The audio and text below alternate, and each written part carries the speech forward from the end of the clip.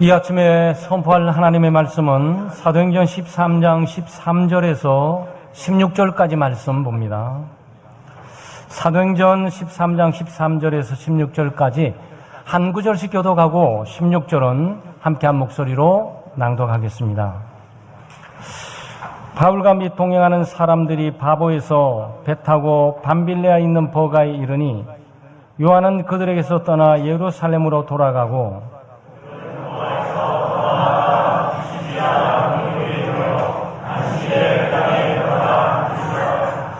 율법과 선지자의 글을 읽은 후에 회당장들이 이 사람을 보내어 물어 이르되 형제들아 만일 백성을 권할 말이 있거든 말하라 하니 바울이 일어나 손짓하며 말하되 이스라엘 사람들과 및 하나님을 경외하는 사람들아 들으라. 아멘. 사명자의 자세라는 제목으로 말씀을 나누겠습니다. 아마 사명자의 자세 그러니까 아마 우리 교우들과 관계없어 보이죠. 목사님이나 우리 권사님, 장로님들이나 이 선교사들에게만 관계되는 것처럼 보이는데 그렇지 않습니다. 예수 믿는 모든 하나님의 백성들이 이 사명자입니다. 이 땅을 살아가면서 예수 그리스도를 믿고 또 믿은 예수 그리스도를 증거하고 전파해야 될 사명이 모든 기독교인들에게 있습니다.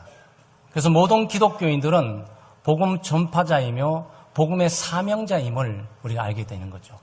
가정이나 직장이나 사회 가운데서 이 복음 선교사 이것이 특정적인 인물에게 주어지는 것이 아니고 예수 믿는 모든 하나님의 백성들에게 주어지는 명칭들이에요.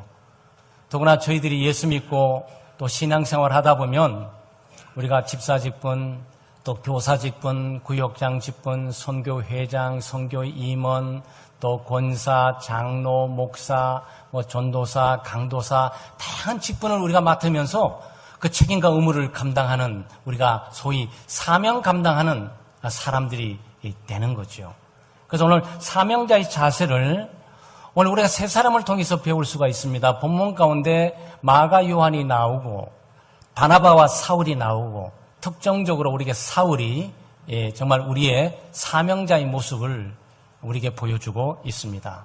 그래서 우리가 본문을 통해서 우리가 사명자의 자세 또 사명자의 태도 우리가 올바로 갖고 신앙생활을 해 나가야 되겠습니다. 아마 여러분이 잘 아는 것처럼 이 본문들은 이 수리의 안디옥에서 바나바와 사울이 첫 선교사로 파송되면서 이 구브라는 섬에 도착해 살라미에 전도를 하고 그 살라미에서 마가 요한이라는 이 바나바의 그 조카가 함께 참여하게 됩니다. 참여하면서 구브로 섬을 관통해 가면서 마지막에 바보 지역에 총독 서기오를 전도하고 난 이후에 이 배를 타고 이 북상에 올라가게 됩니다. 지금으로 이 터키 지역인데 그때는 밤빌리아, 비시디아, 길리기아 이런 지역으로 나눠져 있었어요. 그래서 밤빌리아 버가라는 지역에 이 배를 타고 북상에 올라간 거예요. 이 세 명이 바나바와 사울 살라미에서 함께 합류했던 그 마가 요한이라는 이 세 명이 바로 이게 밤빌리아에 있는 버가에 이 배를 타고 도착해서 그 지역에 전도를 하고 있는데 여기에 버가에서 요한이 예루살렘으로 돌아갔다. 그리고 바나바와 사울은 계속적으로 전진해서 비시디아 안디옥까지 가서 전도를 했다. 그리고 사울이 회당에서 하나님의 말씀을 전하고 있다라는 내용이 오늘 본문의 내용이에요. 이 내용을 통해서 우리가 사명자의 자세와 태도를 배우게 되는데 첫째, 하나님의 일을 포기해서는 안 돼요. 하나님의 일은 중단할 수 없습니다. 왜냐하면 하나님이 일하고 계시니까. 예수님께서도 종종 그 말씀하셨어요. 쉬지 않고 일하시면서 아버지가 일하시니 나도 일한다 이렇게 표현했습니다. 하나님의 일은 중단될 수 없습니다. 하나님의 직분은 중단될 수 없습니다. 직분은 중단될 수 없습니다. 복음의 사명은 중단될 수 없습니다. 결코 기독교 역사 가운데 예수 그리스도의 복음을 전하는 이 사명을 한시도 중단해 본 적이 없습니다. 마치 릴레이식으로 손에 손을 들고 하나의 바톤을 넘기면서 그 바톤을 받아서 세대 이르기까지 오늘날까지 예수 그리스도의 복음을 교회가 증거하고 있는 겁니다. 그런데 여기 지금 13절에 보게 되면 이런 말씀이 있어요. 요한은 그들에게서 떠나 예루살렘으로 돌아가고 그랬어요. 전도 시작한 지 얼마나 됐다고 중단을 해버려요? 선교를 시작한 지 얼마나 됐다고 중단합니까? 섬에 몇 군데 전도하고 난 다음에 육지에 도착하고 버가라는 지역에서 마가 요한은 예루살렘으로 돌아갔습니다. 이 돌아갔다는 얘기는 무엇을 의미하고 있냐? 선교 여행 중단했다. 선교 사역 중단했다. 계속 전도하는 거 포기했다. 계속 하나님을 하는 거 포기했다. 맡겨진 사명 감당하는 거 포기했다. 그리고 예루살렘 고향으로 돌아갔다. 그런 얘기예요. 참 슬프고 안타까운 일이죠. 이 영광의 장소 최초의 이 사울과 바나바는 걸쭉한 인물과 함께 기독교의 역사를 창조하면서 새로운 세계를 밝히신 놀라운 기회를 마가 요한은 포기하고 예루살렘으로 돌아가 버렸습니다. 참 개인적인 역사적으로도 참 슬픈 일이죠. 왜 돌아갔는지 본문은 뚜렷하게 얘기해 주지 않아요. 그런데 일반적으로 학자들이 보통 얘기하기를 세 가지로 얘기합니다. 하나는 마가 요한이 유대주의적 유대 종교를 갖고 있었는데 예수 믿고 기독교 신앙을 갖다가 이거 예수 믿고 신앙생활하고 봉사하고 헌신하다 보니까 이건 아닌 것 같다 그래서 유대교로 돌아갔다. 이렇게 말한 분들이 계세요. 근데 이거는 신빙성이 좀 약해 보여요. 예를 들어서 불교를 믿다가 오늘날 개종해서 기독교로 와서 예수를 믿게 됐는데 교회 신앙생활 하다 보니까 여러 가지 시험 되는 일도 많고 봉사할 일도 많고 섬기는 일도 많아가지고 이건 아닌 것 같아. 그래서 불교로 다시 돌아갔다. 그런 얘기와 흡사한 얘기인데 그거는 어려워요. 왜냐하면 참으로 예수를 믿고 우리가 성령으로 거듭나서 하나님을 알게 되게 되면 일단 봉사는 중단할 수 있고 직분은 중단할 수 있고 또 하나님의 일은 중단할 수 있어도 예수 믿는 일은 중단할 수 없어요.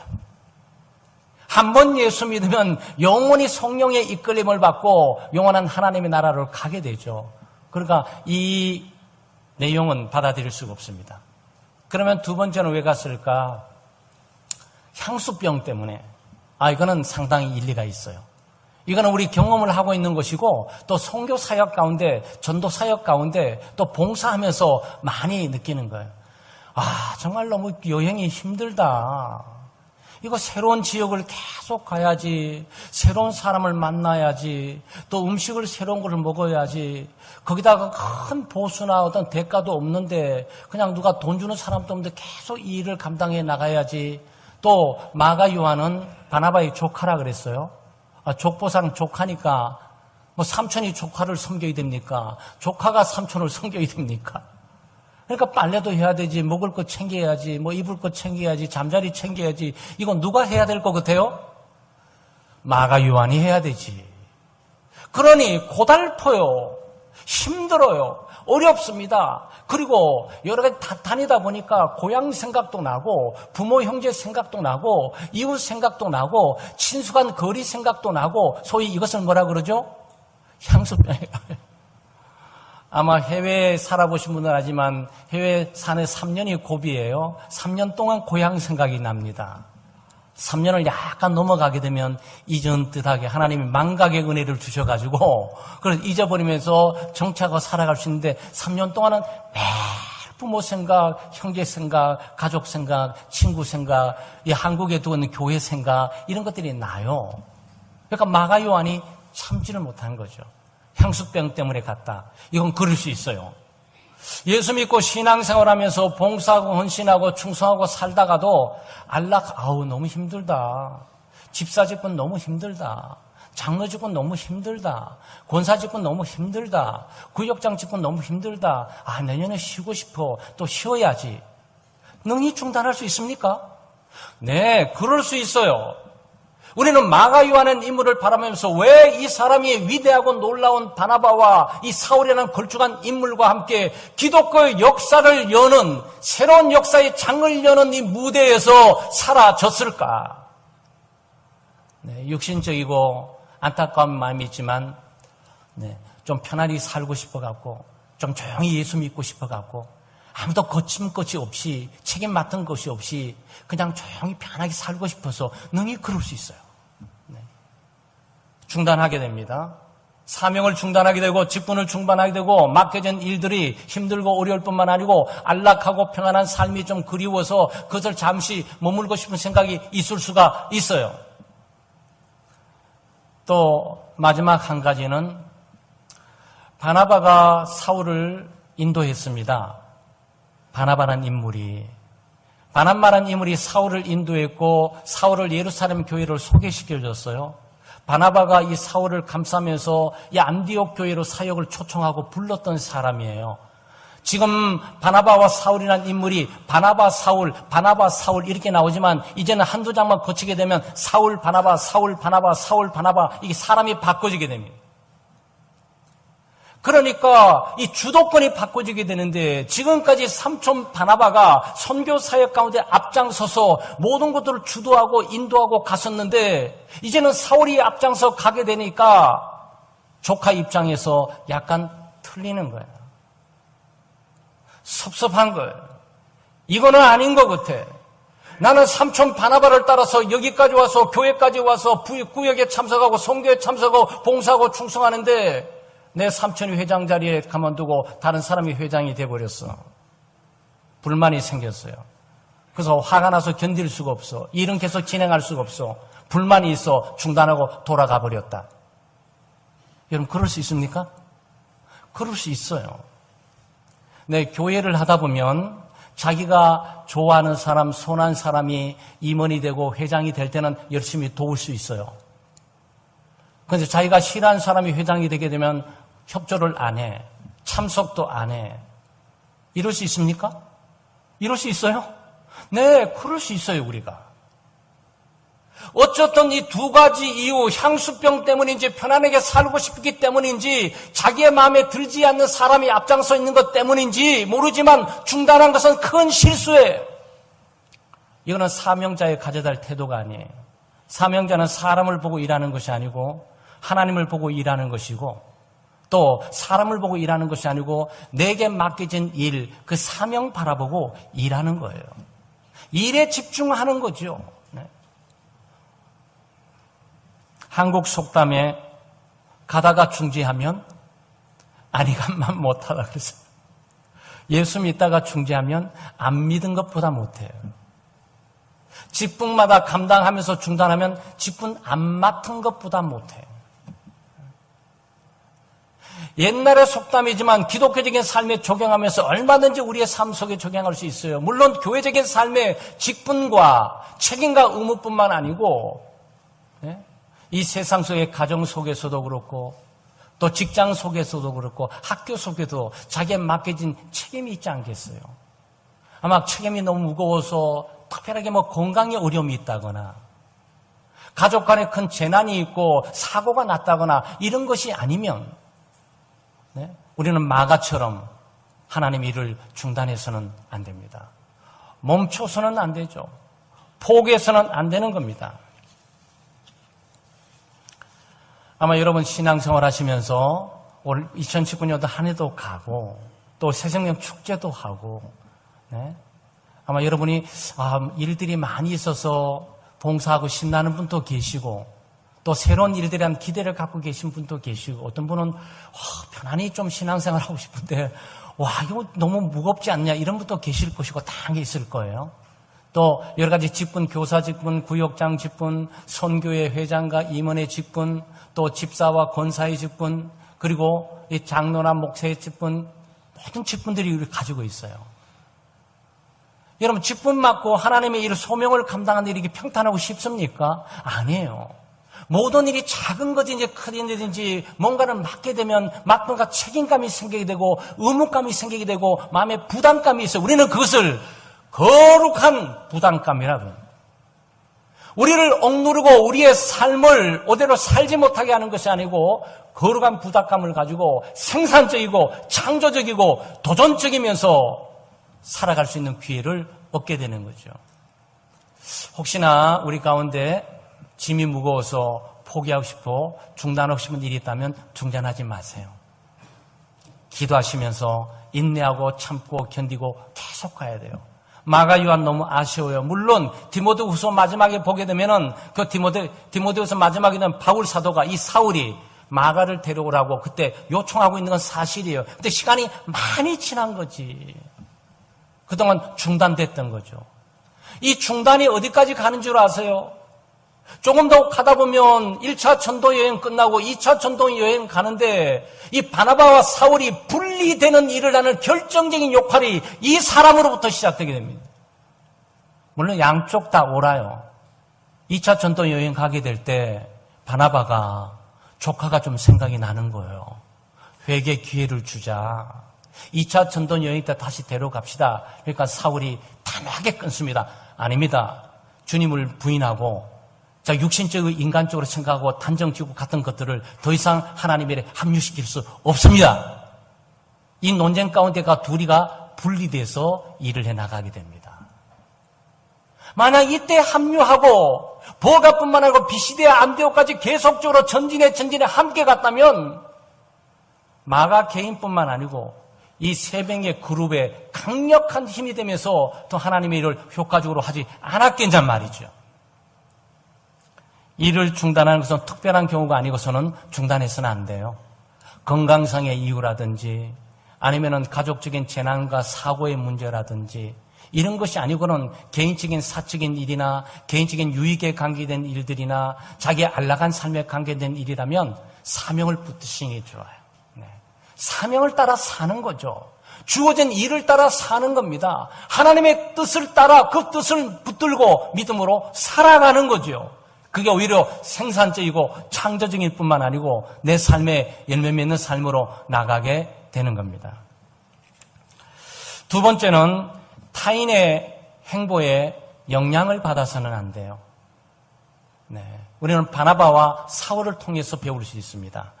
여러분 14절에 보게 되면 그들은 버가에서 더 나가 비시디아 안디옥에 이르러 그랬어요. 비시디아 안디옥에 이르러 그랬어요. 어디? 더 나가서. 네. 여러분 어떻게 생각하십니까? 세 명이 있다가 한 사람 있다가 없어지게 되면 계속적으로 전진하는 데 지장이 없을까요? 조금 지장이 있습니다. 근데 우리는 함께 더불어 일할 뿐만 아니고 서로 격려하고 서로 돕고 서로 도움을 받으면서 일하게 돼 있어요. 그래서 예수님께서도 홀로 다니시지 않으셨어요. 예수님이 12제자가 있든지 아니면 겟세마네 동산, 네? 아니면 변화산, 거기는 12제자가 아닐지라도 베드로, 요한, 야고보 3명과 같이 있었어요. 결정적인 순간에 예수님도 외로움을 싫어하세요. 사람이 혼자 일하는 것은 힘듭니다. 함께 더불어 고난과 고생을 같이 하면서 울고 웃으면서 거기에 삶을 진하게 나누고 살도록 되어 있는 거죠. 그래서 2명이 3명이 됐어요. 얼마나 힘이 됐겠습니까? 급으로 살라미에서 마가 요한이 함께 참여하면서 하면서 빨래를 해드리겠습니다. 밥을 해드리겠습니다. 함께 실용을 들겠습니다. 필요한 부분을 공급하고 함께 힘이 되고 짐이 되고 도와드리겠습니다. 그러고 가다가 잘 가다가 그냥 배 타고 그냥 위에 가가지고 네 담빌리아 버가에서 훌쩍 떠나서 예루살렘으로 돌아가 버린 거죠. 아마 여러분 생각하게 될 때 예사롭게 보지는 않죠. 영향이 있을 거예요. 여기 많은 사람이 있는데 한 명이 안 나오면 별 영향이 없어요. 그렇죠? 우리는 아마 이런 많이 경험을 해요. 우리 구역장뿐만 아니고 교사도 많이 경험합니다. 아이들이 많이 있을 때는 한 명 정도 빠지면 자리가 나지가 않아요. 그런데 3명 있는데 2명 빠지거나 2명 있는데 1명 빠지는 순간 자리는 텅 비어버려요. 이거는 그룹이 작을수록 한 사람이 미치는 영향이 큰 거예요. 한 사람이 안 오거나 한 사람이 오지 않게 되면 나머지 남아있는 사람이 계속 지속해 나갈 수는 있겠지만 제일 처음에 생각드는 것이 뭡니까? 우리도 돌아갈까? 우리도 예루살렘 가서 좀 쉬다가 좀 오면 어떨까? 저 친구도 쉬고 저 친구도 멈추고 저 친구도 중단했는데 왜 우리만 이렇게 열심히 해야 될 필요가 있을까? 우리도 좀 좀 쉬고 좀 돌아오면 되지 않을까? 주춤거립니다. 최소한 전진에 의해서 머뭇거리거나 한번 생각하면서 적극적으로 기쁨으로 막 함께 가다가 한 사람이 탁 빠지게 되면 왜 빠질까? 나 때문일까? 또 빠지게 되면 빨래는 어떡하지? 먹는 건 어떡하지? 이런 일들이 잠재돼 있으면서 앞으로 전진해 가는데 약간 머뭇거려져요. 여러분, 이거 사실입니다. 그런데 우리가 바나바와 안디옥에서 배울 수 있는 건 뭡니까? 여기에 14절에 그들은 바나바와 사울을 말하는 거예요. 왜냐하면 13절에서 보고에서 떠나버렸으니까. 마가 요한은 떠나버리니까 3명 가운데 2명만 남은 거예요. 구역회를 하는데 3명이었는데 1명이 안 나와갖고 2명만 남은 거예요. 그나마 2명 가운데 1명 안 나면 1명만 달랑 남아가지고 구역장가 하게 돼요. 여러분, 분위기 어떤 느낌이 들겠어요? 이거는 사기가 떨어졌다라고 생각해요. 뭔가 위축을 받으면서 아무리 믿음 있고 성령 충만해도 함께 가야 될 사람이 없는 가운데 있게 되게 될 때는 힘이 되는데, 있는 사람이 없어지게 되면 힘이 빠져요. 힘이 빠집니다. 그런데 우리가 바나바와 사울에게 배울 것이 뭡니까? 버가에서 더 나아가 비시디아 안디옥에 이르렀다 그랬어요. 위축받지 않았습니다. 사기 죽지 않았어요. 약간의 동요 있을 듯하고 심리적인 압박감이 있을 듯 했지만 계속적으로 전진했습니다. 여러분의 비시디아 안디옥이 어디 있는 줄 아세요? 버가로부터 160km 떨어져 있어요. 서울에서 부산까지 500km입니다. 500km에서 160km면 뭡니까? 한 대전 바로 전까지 되지 않겠어요? 거리가 짧은 거리가 아니에요. 짧은 거리가 아닐 뿐만 아니고 비시디아 안디옥은 해발 1000m에 있어요. 그러니까 굉장히 힘든 곳이에요. 3명이 함께 울고 붓고 위로하고 격려하고 짐을 나눠줘 가도 가기가 힘든 길이라고요. 그래서 2명이 담대하게 160km를 갔습니다. 뭐 비행기 타고 간 것도 아니고 자동차 타고 간 것도 아니에요. 뭐 말도 제대로 없고 뭐 전도 배 타고 가면서 모든 것들이 넉넉하게 있을 리가 없어요. 그런데다가 해발 1000m 정도 비시디아 안디옥 정도 되게 되면 그 지역 자체가 굉장히 험악하고 힘든 길이에요. 또 지리적으로 그쪽으로 가는 가운데 강도의 위험들이 많이 있는 곳이에요. 2명보다도 3명, 3명보다 4명이 있어가지고 좀 힘이 되고 위로가 되고 2명 잘 때 1명은 자지 않고 파수도 해줘야 되는 게 아니냐고요. 그러니 1명 빠지는 일들이 100명 가운데 1명 빠지면 별거 아닌 것처럼 보이는데 3명 가운데 1명 빠지게 되면 이건 치명적이야. 3분의 1이 없어진 거예요. 그러니까 100명 가운데 한 35명 정도가 안 왔다 이렇게 생각하시면 되는 거죠. 그러니까 이 1명이 소그룹일수록 마주 1명의 위치는 커요. 그리고 우리 구역회 하시게 될 때 우리 옛날 권사님들은 새벽기도 오시게 되면 새벽기도 자리에 권사님이 힘들고 어렵고 괴로워도 바람 불고 눈보라 몰아치고 날씨가 구조도 계속 앉아 계세요. 아유, 권사님 힘드실 때는 좀 집에서 기도하셔도 되는데요. 목사님 보기 미안해서 그래요. 자리가 너무 비어서 제가 자리라도 채우려고요. 그걸 의식을 하시는 거예요. 목사가 위축받으면 안 된다. 목사가 사기 죽으면 안 된다. 나나 자리를 차지하면서 이 자리 공간이 그래도 비지 않도록 해야 된다. 라고 그런 생각이 있기 때문에 그런 말씀을 제게 하실 수가 있는 거란 말이죠. 여러분, 이게 공동체적인 삶이에요. 이 구역 선교회 가운데서 여러분이 참여하던 이유가 나 하나 안 가도 괜찮겠거니 아니에요. 하나 안 가는 그 빈자리가 수가 적은 구역이나 수가 적은 선교일수록 그 자리가 너무나 크게 보여요. 그 빈자리가 한 사람의 자리로 보이는 것이 아니고 텅 비어있는 것처럼 보인다고. 그건 사실이에요. 아마 성도님들께서 신앙생활 하시면서 한 회에 임원도 돼보시고 회장도 돼보시고 구역장도 돼보시고 교사도 돼가지고 아이들 5명, 6명, 7명 아이 교육시켜 보시면 그 자리를 확실하게 알게 돼요. 근데 상황이 지금 이런 거란 말이죠. 이름에도 불구하고 바나바와 사울에게 배울 수 있는 것은 위축받지 않았다. 결코 어떤 사람의 부정적인 행위에 의해서 영향을 받고 주춤거리지 않았다. 머뭇거리지 않았다. 계속적으로 사명을 갖고 전진해 나가면서 그 먼 160km 되고 해발 1000m 되는 그 안디옥까지 올라가서 지금 회당에 앉아있다라는 거죠. 예사인을 보면 안 되죠. 우리는 하나님의 일을 이렇게 해야 됩니다. 감투 정신을 갖고 해야 되죠. 함께 하다 보면 구역에 한 사람 없을 수 있고 선교에 한 사람 없을 수 있고 자리가 빌 수 있지만 나도 포기해버릴까, 나도 중단해버릴까, 나도 가지 말아버릴까, 나도 참여하지 말아버릴까, 그 사람 또 안 오는데 굳이 나까지 가가지고 그 사람 안 오니까 나 안 올게니 어떻겠니? 아니에요, 여러분. 바나바와 사울에게 배울 점들은 그 사람의 부정적인 포기와 중단에도 불구하고 나는 간다. 네? 나는 이 일을 할 것이고 나는 이 사명을 붙들고 반드시 하나님의 뜻을 따라 나는 갈 것이다 라고 믿음의 결정을 내려 가고 있단 말이죠. 우리가 이걸 배우는 거죠. 이걸 배우는 거죠.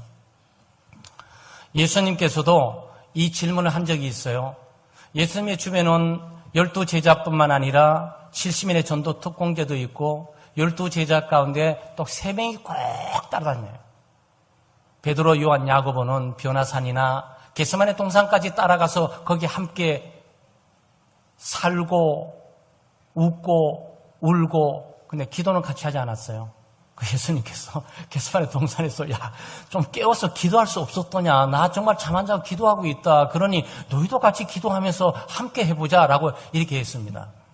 그러니까 사람이 많이 따랐어요. 그 사람 따르다 보면, 여러분, 오병이의 기적 가운데 보면은 3,000명을 먹이고 5,000명을 먹이고도 남았다 그러잖아요.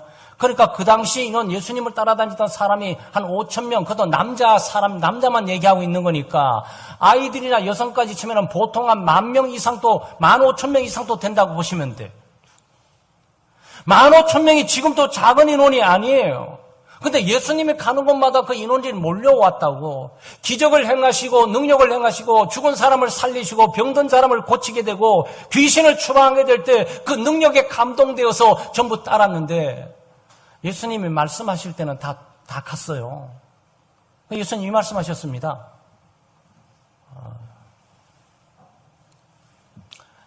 인자는 생명의 떡이다. 얼마나 어려운 말입니까? 나는 생명의 떡이다. 나를 먹는 자는 죽지 않고 영원히 산다. 이 표현을 했어요. 그런데 우리는 아멘이라고 그러는데, 이거 무슨 말이야, 이게?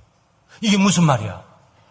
이해하지도 못한 설교들을 해가지고 우린 여기 못 있겠어. 그래서 썰물처럼 다 빠져나갔어요. 썰물처럼 다 빠져나갔어요. 그 예수님께서 혹시나 싶어서 이 군중 심리 때문에 이런 부정적인 중단과 포기, 다른 것들을 멈추는 이 무리들, 이것도 한 명도 아니고 어마어마한 무리들이 썰물처럼 빠져나갔는데, 제자들이 걱정돼가지고 이 친구들 끈기와 감투정신, 이 친구들 심지는 얼마나 굳든지 한번 예수님이 질문했어요. 너희도 가려느냐? 물었습니다. 이 질문이에요. 마가 요한 갔다가 바나바 너도 갈래? 사울 너도 갈 거야? 지금 이 질문이라고요. 근데 베드로의 위대함이 어딘 줄 아세요? 성격이 거칠기도 하고 성격이 모나기도 하고 성격이 급해가지고 문제도 많이 일으키는 베드로의 위대한 점이 이 고백에 있는 거예요. 주님, 우리는 안 갑니다. 영생의 말씀이 여기 있는데 우리가 어디를 갑니까? 이렇게 나오는 거죠. 그러니까 이 수석 제자가 될 만한 자격이 있는 거예요. 청중들이 다 걷어나갈 때 눈치를 보면서, 우리도 좀 갔다 올까? 다 가는데 너 저거 이해했니? 모르겠어. 생명의 떡이라니. 떡이 뭐야? 떡은 우리에게 주면 되는데 자기가 떡이라는데, 먹으라는데 머리부터 발끝까지 우리가 무슨 수로 죽을 먹어? 말도 안 되는 얘기를 하고, 우리 일단 후퇴했다가 좀 정신 맑게 해서 돌아오자고. 이렇게 했습니까? 아니에요. 영생의 말씀이 여기 있습니다. 아무데도 가지 않습니다. 주님 곁을 떠나지 않습니다. 주님과 함께 할 겁니다. 이런 정신이 필요해요. 이런 사명감이 필요합니다. 그래서 여러분, 하나님 일을 하다 보면 여러 가지 위축받을 일도 많아요. 사기 죽을 일도 많습니다. 그 위축받고 사기 죽을 일들이 하늘에서 내려오는 것이 아니고 바로 옆에 내가 믿고 의지하고 신뢰하고 기대했던 사람이 마치 이 중단해보거나 포기를 버리게 될 때, 그때 마음이 허탈함과 소원함도 있게 되고, 그때 약간 배반감도 있고 쓸쓸함도 있고, 나도 한번 쉬었다 해볼까? 이런 어떤 유혹들이 불현듯 우리에게 다가오게 되죠. 그럴 때 바나바를 생각하시고 사울을 생각하세요. 그들은 버가에서 160km 떨어져 있고 해발 1000km 되고 있는 그 장소를 향해서 계속적으로 전진해 갔습니다. 이게 사명자의 자세인 거죠. 찬송가 보게 되면 이런 말이 있어요. 찬송가 349장에 나는 예수 따라가는 이 찬양이에요. 나는 예수 따라가는 십자가 군사라 주 이름 증언하기를 왜 주저하리요. 다른 군사 피 흘리며 나가서 싸울 때 나 혼자 편히 앉아서 바라만 보리요. 후렴 그 유명한 다른 사람 어찌든지 나 주님의 군사 되어 후렴 이렇게 불러요. 전쟁터에서 다른 사람이 포기하고 도망가고 집으로 다 가도 그 사람의 행위에 전혀 관계없이 나는 주님의 군사로서 이 진지에 목숨을 걸고 있겠습니다. 라는 고백이에요. 이게 사명자의 자세예요. 아마 여러분 우리 복음송을 저는 크게 좋아하지 않지만 복음송에서도 이 사명이라는 복음송에 이 부분 정신들이 많이 나타나요. 주님이 홀로 가신 그 길, 주님이 홀로 가신 그 길, 이렇게 나가는 거예요. 그 길, 나도 따라가오. 모든 물과 피를 흘리신 그 길을 나도 가오. 험한 산도 나는 괜찮소. 바다 끝이라도 나는 괜찮소. 죽어가는 저들을 위해 나를 버리길 바라오. 아버지 나를 보내주오. 나는 달려가겠소. 목숨도 아끼지 않겠소. 나를 보내주오. 생명을 버리면서까지 나를 사랑하는 주님, 이 작은 나를 받아주오. 네, 이 가사예요. 네, 한번 불러봤으면 좋겠지만 시간이 많이 없어요. 사랑하는 여러분, 바나바와 사울로부터 우리는 끈기, 감투정신, 불굴의 정신, 어떤 주변의 상황에 동요하지 않고 흔들림 없이 좌로나 우로나 치우치지 않고 자기에 맡긴 사명과 하나님의 부름을 붙들고 전진해 나가는 모습을 우리가 배울 수가 있고, 반면에 마가 요한처럼 중간에 어떤 이유를 핑계대든지 중간하고 멈추는 종류의 사람들이 있습니다. 세 번째는 복음을 전할 기회를 살리기 위해 잘 준비해야 돼요. 복음을 전할 기회가 옵니다. 저 전할 기회가 오게 될 때 머뭇거리거나 주저하면서 의기소침하면서 말해줄 것도 없고 말할 수도 없고 있어서는 안 돼요. 지금 14절 15절에 보면 그들이 안디옥에 이르러서 회당에 들어가 앉아 있어요. 회당에 앉아 있으니까 율법과 선지자의 글을 읽은 후에 회당장들이 이 사람을 보내어서 물어 이르되 형제들아 만일 백성에 권할 말이 있거든 말하라 라고 기회를 줍니다. 기회를 주니까 16절 사울이 벌떡 일어나서 손짓을 하면서 이제 드디어 말하는 장면이에요. 자, 여러분 이 상황이 어떻게 되냐면 회당의 장에 대한 내용들을 알아요. 지금 여러분과 제가 드리는 예배, 현대 개혁주의 예배 형식이 회당 예배에 근거를 많이 두고 있어요. 여기 회당장이 있습니다. 회당장이 있는데 회당장은 하나님의 말씀을 낭독할 수 있는 사람을 지적할 수 있는 권한을 갖고 있어요. 그리고 이 회당장은 이 강단을 지키면서 하나님의 말씀을 전할 설교자를 선택할 수 있는 권한을 가지고 있어요. 그런데 이 비시대 안디옥 회당에서 바나바와 사울이 저 뒤에 앉아 있으니까 지금 회당의 예배는 이렇게 진행됩니다. 회당장이 구약 성경에 있는 쉐마라 그래가지고 그것들을 하나님의 말씀을 낭독합니다. 제가 예배 드리기 전에 성경 구절 하나 읽고 목회 기도를 하죠. 인사하고 난 다음에 묵상 기도하겠습니다. 그리고 성경 한 구절 읽죠. 그 성경 낭독이에요. 성경 낭독을 하고 그 다음에 여기 회당장이 대표 기도를 합니다. 대표 기도를 하고 난 이후에 오늘 성경을 낭독할 사람은 어떤 장로님, 어떤 집사님입니다라고 얘기해서 그 사람에 와서 성경을 낭독합니다. 성경을 낭독하게 되면 이 성경 낭독된 말씀들을 중심으로 해서 권하고 설교해야 될 사람 누군지를 전할 수 있는 사람이 회당장에게 있는 거예요. 그런데 오늘 회당장이 놀랍게도 초문 바나바와 사울에게 사람을 보내가지고 지금 이 상황은 뭐냐면은 이미 기도도 끝났고 낭독하는 성경 낭독자도 끝났고 설교하거나 권면해야 될 사람이 필요하는데 회당장이 지명을 해야 되는데 거기든 자기에 있는 사람들을 지명하지 않고 초몬 바나바와 사울 중앙에 너희들 가운데 누가 이 성경을 기초해서 전할 말이 있는 사람이 있으면 해보라. 그러니까 누가 나섰죠? 누가 나섰습니까? 네, 16절에 누가 일어났어요? 네, 바울이 일어났어요. 잘 일어났어. 이 바나바보다도 이 사울이라는 바울은 율법의 학자거든요. 이 사람이 구약 성경에 종통할 뿐만 아니고 예수 그리스도를 만난 그 은혜를 너무나 깊이 잘 알고 있는 것이기 때문에 이 사람이 드디어 나서서 전하는 거예요. 여러분과 저는 바울과 바나바는 아닙니다. 근데 여기 뭐죠? 바울과 바나바가 회당에 와서 감히 나가 전할 수 있게 해주세요. 내가 전도할 수 있도록 해주세요. 내가 선교할 수 있도록 해주세요. 할 수 있는 권한이 없습니다. 이 권한은 회당장에게만 있는 거예요. 그런데 회당장이 놀랍게도 바울과 사울을 지목했어요. 이게 뭐죠? 하나님이 기회를 주시는 거지. 하나님이 전도의 기회를 주는 거죠. 하나님이 말할 기회를 주는 거죠. 여러분, 새생명 전도 축제가 이루어지면서 우리가 여러 가지 기도 가운데 대신자를 정하기도 하고 전도해야 될 대상을 정하기도 하지만 전한다 그래가지고 일이 다 됩니까? 아니죠.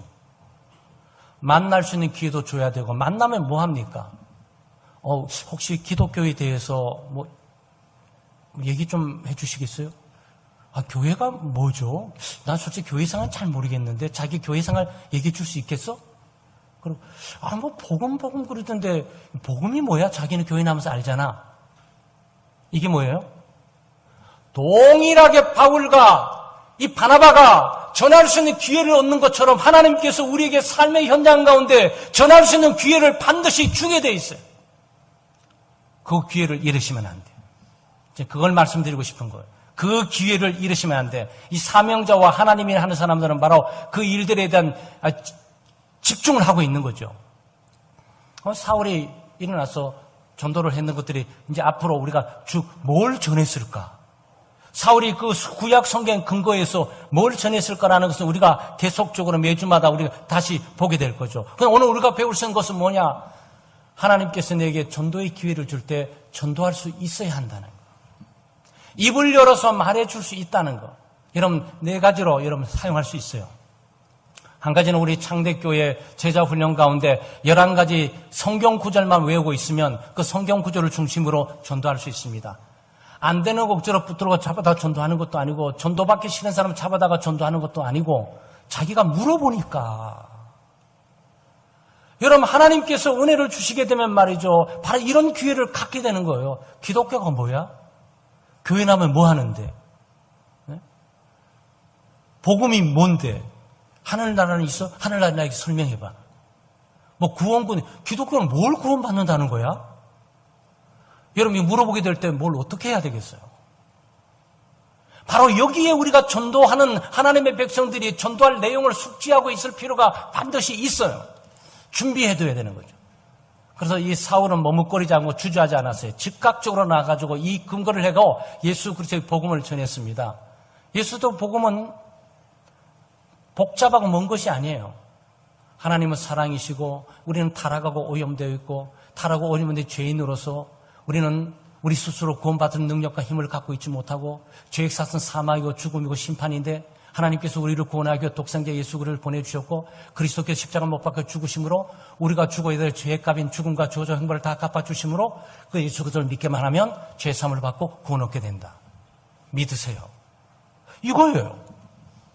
이게 복음이에요. 이걸 전하려고 우리가 하나님 앞에 좀 서 있는 거죠.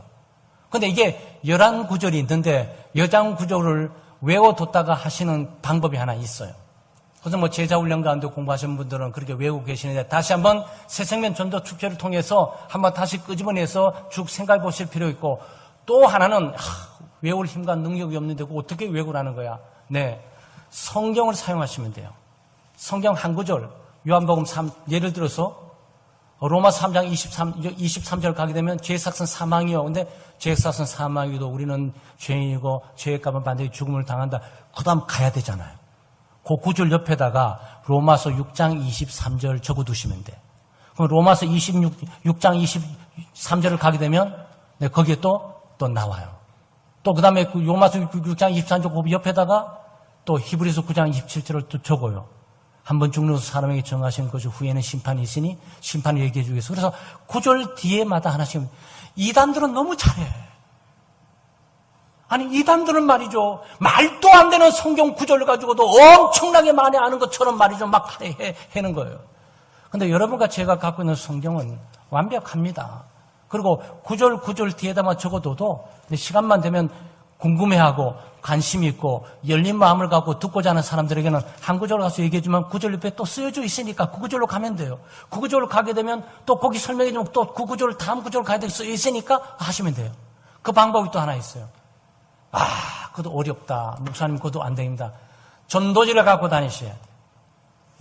전도지를 최소한 10장 정도를 가슴에 품고 주머니에 갖고 다니고 제가 옛날에 신학교에 공부하셨던 학장 아담스라는 학장은 전도지를 늘 가슴에 품고 다니시더라고. 맥도날드 가가지고 딱 먹거나 돈 내는데 딱 돈을 딱 내면서 전도지를 딱 주면서 전도지 안 받을 수가 없어. 왜냐하면 전도지에 돈이 있어가지고 안 받을 수가 없어. 네. 그러고 전도하시면 이 학장이 신학교 학장이 말이죠. 학생들은 우리 앞에서 그렇게 전도하며 다니세요. 한 수 배웠다.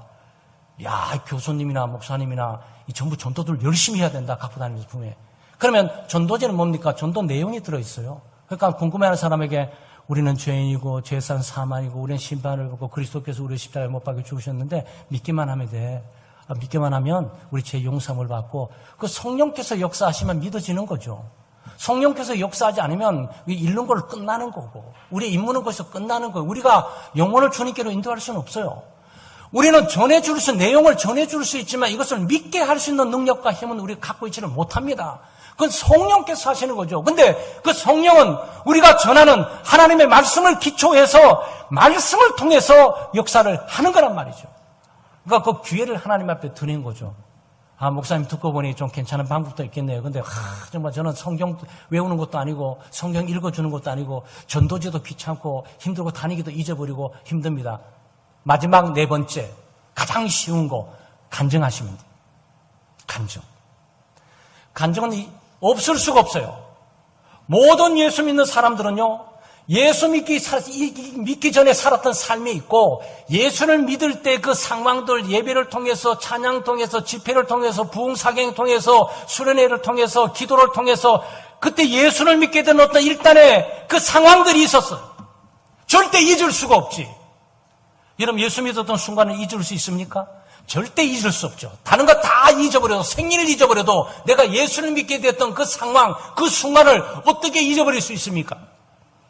죄를 회개하고 예수 그리스도를 믿게 될 때 정말 참된 평화가 안식이 있고 세상이 완전히 달리 보이면서 구원의 은혜를 경험하는 그거를 어떻게 잊어버릴 수가 있냐고. 그리고 예수 믿고 난 이후는 예수 믿기 전과는 완전히 달라졌어요. 가요만 부르는데 지금 찬송만 부르기도 하고 노래방만 다녔는데 교회만 다니고 예배는 그렇게 따분하고 지루하고 3시간 드리는 예배가 100시간 드리는 것처럼 보여가지고 다시는 교회 가나봐라 그랬는데 예배가 기다려주고 예배하는 시간이 얼마나 즐겁고 기쁜지 하나님의 말씀들이 얼마나 달콤한지 나 그렇게 변했다고. 예수를 믿기 전과 예수를 믿는 과정과 예수를 믿고 난 이후의 삶이 달라진 것들을 얘기해 주시면 돼요. 자기 예수를 믿은 이유가 고민, 걱정, 염려, 걱정, 근심 있고 나도 힘들고 어려웠는데 아무개가 나보고 교회 가자고 그러더라고. 가기 싫은데 체면봐서 한번 가줬지 뭐.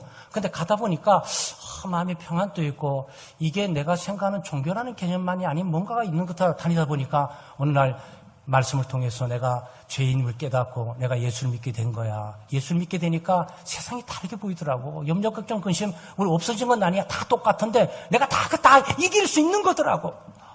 그 가운데도 기쁜 거 즐거움으로 살 뿐만 아니고 오히려 찬송하고 살게 되더라고. 자기도 예수 믿고 한번 해봐. 이번에 안 갈래? 이거지요. 이거마저 못하면 방법이 없어요.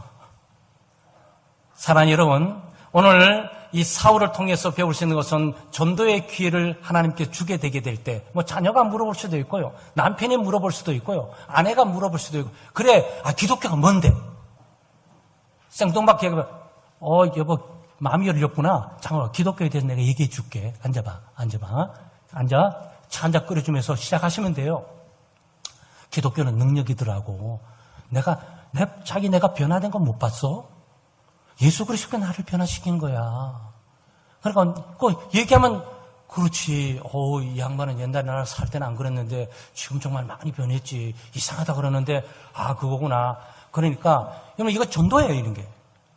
그러니까, 하나님의 말씀을 통해서 외웠던 것들을 잘 전달하면 더 좋은 거고, 성경을 통해서 구절구절 찾아가면 그나마 제일 힘있고 능력이 좋은 거고, 또 전도지를 가지고 해서 하는 것도 좋은 거고, 또 간증을 가지고 이해하는 것도 좋은 거고, 어떻든 여러분 가장 간편하고 쉬운 방법에 주어지는 기회에 침묵 지키고 있어서는 안 된다는 거예요. 우리 어머니들이 얼마나 당황합니까? 엄마, 어떻게 구원의 확신을 가져? 내가 집사인데 뭐라고 말해줄 게 없어. 전도사님이 물어봐. 전도사님 못 만나면 그 길로 못 묻는 거지. 그때는 준비되어야 되잖아요. 그래서 우리가 평소에 하나님 말씀을 묵상하고 성경 공부를 하고 제자 훈련하고 하는 것들은 어떤 결정적인 시기에 하나님께서 가족이나 주변의 친구들에게 복음 전도할 수 있는 기회에 나를 변화시키고 또 나를 새롭게 하고 내 인생의 의미와 목적을 새롭게 하는 내 속에 있는 예수 그리스도를 전달해 줘야 되잖아요. 얼마나 사람들 자랑들 많이 합니까? 없는 자랑도 만들어서 하는데. 남편 자랑들은 많이 안 할지 모르겠지만 남편 자랑도 많이 해요. 남편 어때? 남편 흠만 뒤집다 얘기를 해. 그러면 그럼 어떻게 되는 겁니까? 사람들이 기독교 얘기하는 걸 말이죠. 여러분 장점들을 많이 알고 얘기해 줄 수 있어야 돼요. 그게 우리가 준비하는 거죠. 새생명 전도 축제를 맞이해서 우리에게 놀라운 기회 아닙니까? 지난번에도 말씀드렸지만 제가 일부러 조정해서 목사님이 새생명 전도 축제를 막 선포하니까 설교도 그쪽으로 막 끼워 맞추면서 막 가시네? 아니에요. 여러분 본문 보세요. 끼워 맞춘 게 뭐가 있어요. 그래서 구절마다 그대로 전달해 드리는 거지. 묘하게도 2019년도 우리 창대교회 선교위원을 주체로 해가지고 새생명 전도 축제가 선포되면서 우리가 설교하는 몇 가지 같이 가고 있어요. 이거는 하나님의 뜻이다. 창대교회를 한 하나님께서 이 일을 원하고 계신다는 부분을 보게 되는 거죠. 성도 여러분, 오늘 우리가 사명자의 자세를 바로 가져야 되겠어요. 우리가 마가 요한처럼 중간에 어떤 일이 있어도 중단하거나 멈추지 말아야 되겠고, 바나바와 사울처럼 중간에 어떤 사람의 중단과 부정적인 행위를 보더라도 거기에 위축받지 않고 동요되지 않고 시종일관하게 우리의 갈 길을 가는 믿음으로 우리가 살아가야 되겠고, 또 하나님께서 우리에게 전도의 기회를 주시게 될 때 그 기회를 선용해서 하나님 나라를 증거하는 우리 복된 교우들 되시기를 주의 이름으로 축원합니다. 하나님 아버지 참 감사합니다. 하나님의 은혜와 사랑으로 저희들이 예수 믿고 믿음으로 살아갑니다. 하나님의 나라의 소망을 바라보고 살아갑니다. 특별히 오늘 귀한 말씀을 통해서 우리들에게 사명자의 자세를 말씀해 주셨는데, 우리 각자 받은 바 사명도 있고 해야 될 일들이 있고 책임이 있고 의무가 있습니다. 이것들을 우리가 잘 숙지하고 붙들고 우리가 이 집중해 나갈 수 있도록 은혜를 베풀어 주시기를 원합니다.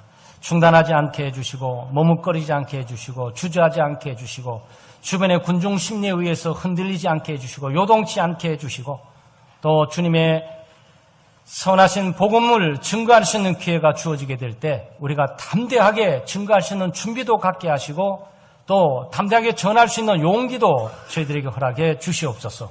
감사드리며 예수님 이름으로 기도하옵나이다. 아멘.